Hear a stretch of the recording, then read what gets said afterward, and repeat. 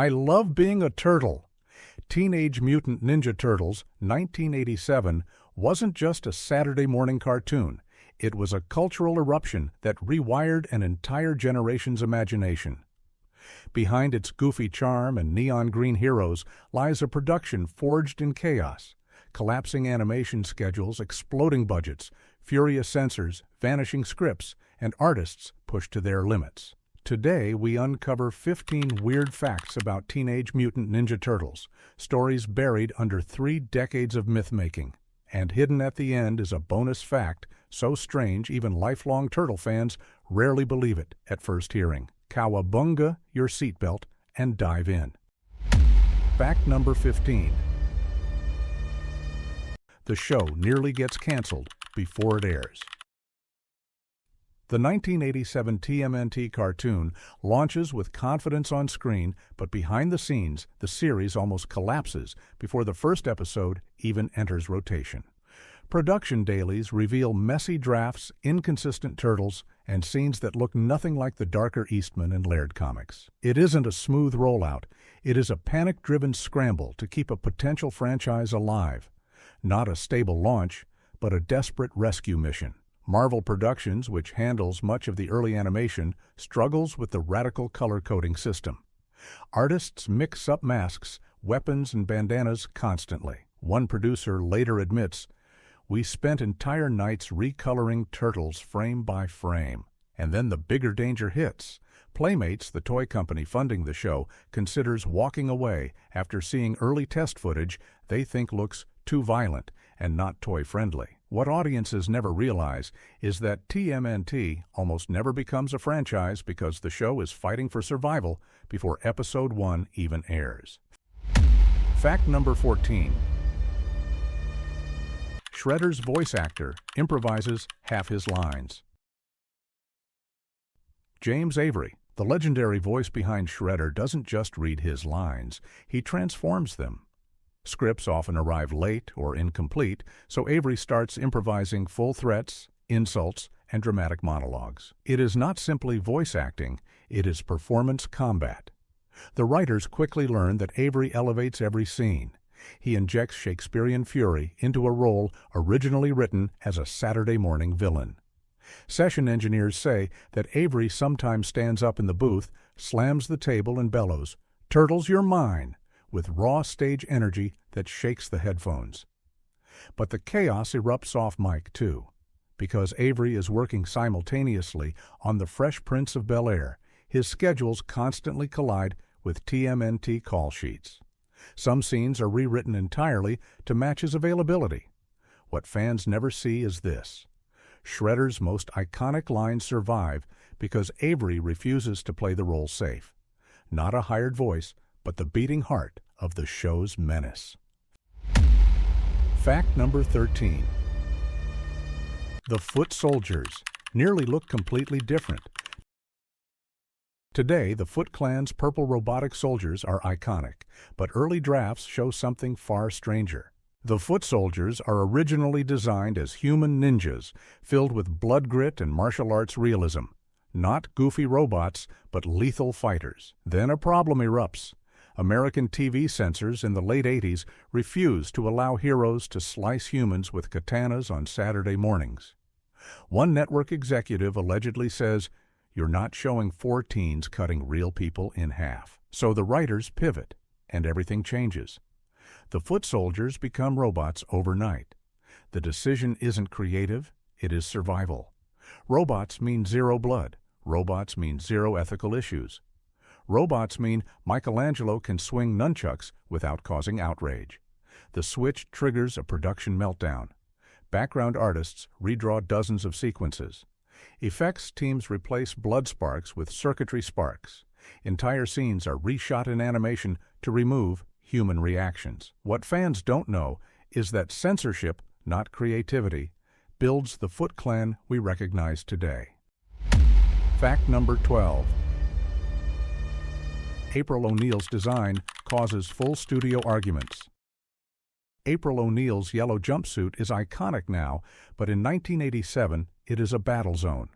The original comics depict April in lab clothes, later shifting into casual gear. But Playmates, the toy company, insists she must wear a single distinct color for merchandising. And so the fight begins. Writers want April to feel like a real journalist with layered outfits and grounded expressions. Toy designers demand a bright one-piece costume. Animators warn that yellow bleeds badly in 80s cell painting. Production meetings erupt with arguments about saturation tones, fabric folds, and even the number of pockets. One animator recalls, "We repainted April more times than all 4 turtles combined. Even her hair becomes a war." Early tests show straight hair, curly hair, red hair, and even black hair before the final reddish-brown curls lock in. Fact number 11. Mikey's nunchucks spark international outrage. Michelangelo's nunchucks become one of the most censored weapons in animated history. The trouble ignites not in the United States, but in the United Kingdom, where regulators claim nunchucks encourage street gang imitation. The fallout is brutal. Broadcast networks ban scenes featuring nunchucks outright. Editors slice sequences out of episodes, leaving awkward cuts where attacks once flowed. Some episodes ship with alternate footage, showing Mikey using a grappling hook instead. Behind the scenes, writers are furious because entire fight beats collapse without his signature weapon. One storyboard artist states, "Removing nunchucks is like removing Michelangelo himself." The censorship spreads. Germany and several other territories follow the ban. The production team is forced into emergency rewrites mid-season to avoid losing overseas markets. Fact number 10. The theme song is written in a single overnight rush. The theme song of Teenage Mutant Ninja Turtles sounds fun, energetic, and perfectly polished. But behind the scenes, it erupts from pure deadline panic. Composer Chuck Lorre later admits that the final version is written in one frantic overnight session after producers demand a completed track before the next morning's call sheet. It isn't calm artistry, it is survival instinct under a ticking clock. Lorre reportedly records rough vocals on a cheap microphone while humming placeholder melodies that accidentally become permanent. Animators already working on the opening sequence panic because the beat arrives late, leaving them scrambling to retime action frames to match the rhythm. One storyboard artist says, "We were literally slapping turtle kicks on top of music we had never heard before." Fact number 9. Baxter Stockman is changed for fear of backlash. In the original Eastman and Laird comics, Baxter Stockman is black. But in the 1987 animated series, he suddenly appears as a white scientist. This isn't coincidence, it is fear. Producers reportedly worry that pairing a black villain with a group of mostly white heroes might trigger accusations of stereotyping during a time when kids' cartoons face heightened scrutiny. Not bold storytelling, but political caution. Writers push back, insisting that the show can handle nuance, but network executives override the decision. They want villains who feel safe for Saturday morning programming. That choice sends production into chaos because character designs must be redrawn mid-schedule. It delays entire scenes that feature Baxter in lab equipment or Foot Clan machines. Fact number 8. Krang exists only because another character gets removed. Fans treat Krang as one of the franchise's central villains, but he doesn't come from the comics at all. He appears because creators remove an entirely different character from the early drafts. The original plan features the Utroms, a mysterious alien race with deep lore. But network executives panic when they see early sketches. They think the Utroms look too grotesque, too strange, and too philosophical for a children's series. So the team pivots. They merge scraps of the Utrom concept with a villain archetype inspired by 80s sci-fi cartoons, and Krang is born out of necessity, not creative foresight, creative salvage. Animators scramble to redesign his body mechanical suit and voice personality. The first voice test sessions are chaotic, with actors unsure how a brain creature should sound until Pat Fraley delivers the now famous rasp and whine. Fact number 7. Animation outsourcing creates wildly inconsistent episodes. Most viewers remember TMNT as visually consistent, but the truth behind the scenes is messier. The show is produced across multiple animation studios in different countries, each with unique drawing styles, techniques, and time pressures. Some episodes go to South Korea, others to Japan, others to the Philippines. It isn't a uniform pipeline. It is a patchwork battlefield. This leads to the infamous turtle swaps where bandana colors appear wrong, weapons teleport between frames, and April's jumpsuit shifts shades without explanation. One animator jokes, "Some days Donatello turned into Raphael because the paint trays were mislabeled." The biggest chaos erupts when animators rush to meet delivery deadlines and send scenes that look dramatically different from previous episodes. Editors stitch them together, hoping kids won't notice. Fact number 6. Splinter's origin is changed because it's too dark. In the original comic, Splinter is the pet rat of a martial arts master who mimics ninjutsu from his cage. But early TV censors feel this is too tragic and too unsettling for young audiences. So the writers rewrite Splinter's entire backstory. Instead of being a grieving pet who loses his owner, he becomes Hamato Yoshi, a human transformed into a rat through mutagen, not faithful adaptation, damage control. Writers don't love the change because it removes the poetic sadness of the original character. But networks believe kids will respond better to transformation than to death and grief. This forces animators to rebuild Splinter's design and movement style to feel more human than animal. Fact number 5. Leonardo's personality shifts because writers keep quitting. Leonardo is the calm, disciplined leader on screen. But behind the scenes, his personality is one of the most inconsistent elements of the early seasons. Writers rotate rapidly through the first 2 years of production because of brutal deadlines and the constant pressure of toy tie-in rewrites. Every writer interprets Leo differently. Some see him as a stoic warrior. Others see him as a generic hero. One even writes him as an exhausted older brother. Not unified characterization. A tug of war. The chaos becomes obvious in the dailies where Leonardo alternates between wise mentor and sarcastic comedian from episode to episode. Editors try to smooth it out, but they can only do so much when scripts keep shifting tone. A producer later admits, "We never wrote Leonardo the same way twice during that first year." Fact number 4. Casey Jones appears only after a near-firing incident. Casey Jones becomes a fan favorite, but he almost never appears because his creation sparks one of the biggest internal arguments of the entire series. Directors worry that introducing a vigilante wielding bats and hockey sticks will push the show into dangerous territory after already struggling with weapon-based censorship. But the comics team fights hard. They argue that the Turtles need a grounded human ally with street-level grit. Meetings explode into heated debates about tone and violence.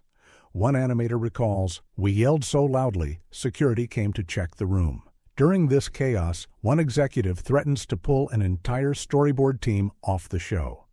The standoff becomes so tense that people fear certain artists will quit or be fired. Fact number 3. Mutagen scenes are rewritten after real-life controversy. Early drafts include detailed sequences explaining mutagen formulas, chemical mixing, and molecular reactions. Writers think kids will enjoy the sci-fi realism, but everything shifts after a real-world toxic waste scandal hits national news in the late 80s. Suddenly, networks fear that audiences will connect the show to pollution issues. Not world-building, risk avoidance. Executives demand lighter terminology and forbid specific scientific references. Mutagen becomes a vague glowing goo with zero technical explanation. Animators must redo entire sequences to remove chemical symbols and hazardous material barrels. One artist claims, "We painted over real labels for 3 consecutive nights." The change ripples across story arcs. Episodes with detailed lab experiments are scrapped or heavily altered. The mutagen that shapes the turtles becomes intentionally mysterious because no one wants parents complaining that the cartoon encourages interest in dangerous chemicals. Fact number 2. Some episodes are written without seeing finished animation. The TMNT schedule is so demanding that writers often never see how their episodes look until weeks after airing. Storyboards and animation are frequently produced in parallel rather than sequentially. Writers turn in scripts. Overseas studios animate the episodes. Meanwhile, the original writers move on to new assignments without feedback or revision loops. Not a clean pipeline. A race against the clock. This leads to accidental surrealism. A serious emotional moment is sometimes paired with exaggerated slapstick animation because teams misinterpret tone notes. Other times, action sequences appear stiff because animators misunderstand weapon physics described in the script. One writer jokes, "I found out a character I created had pink hair only after it aired." Fact number 1. The final mix of the show is done in extreme secrecy. The audio finalization of the first 5 episodes happens under intense secrecy. Producers fear leaks because competing studios are racing to launch their own toy-driven cartoons. So the final mix sessions are restricted to a tiny team. Doors are locked, windows are covered, scripts are collected at the end of each day. Not standard sound work, a guarded operation. Engineers work with strict non-disclosure orders. They remix turtle voices repeatedly because early versions sound too similar, and children in test screenings can't tell who is speaking. Even the iconic Donatello tech voice is shaped here through emergency adjustments at the 11th hour. One engineer later reveals, "We mixed the last episode the same day the master tape was shipped for broadcast." What fans never know is that the show's audio identity, the soundscape of shells clashing and sewer echoes, is constructed in a bunker-like environment where secrecy matters as much as creativity. Bonus fact: the original pilot contains a deleted 5th turtle. Before production stabilizes, the earliest internal drafts include a mysterious 5th turtle. Not Venus from later adaptations, but an unnamed extra character meant to create story flexibility. Animators sketch early concept art showing a slimmer turtle with a darker shell and weapons that shift depending on the episode. Then panic erupts. Writers argue that a 5th turtle will dilute the core identities. Toy designers worry that an extra turtle complicates shelf placement. Executives fear that fans will reject a lineup change before the show even begins. Within days, the idea is erased. Designs are shredded, model sheets disappear, scripts are rewritten to remove all references. Only fragments survive, a few pencil sketches and a production assistant's memo mentioning the additional turtle.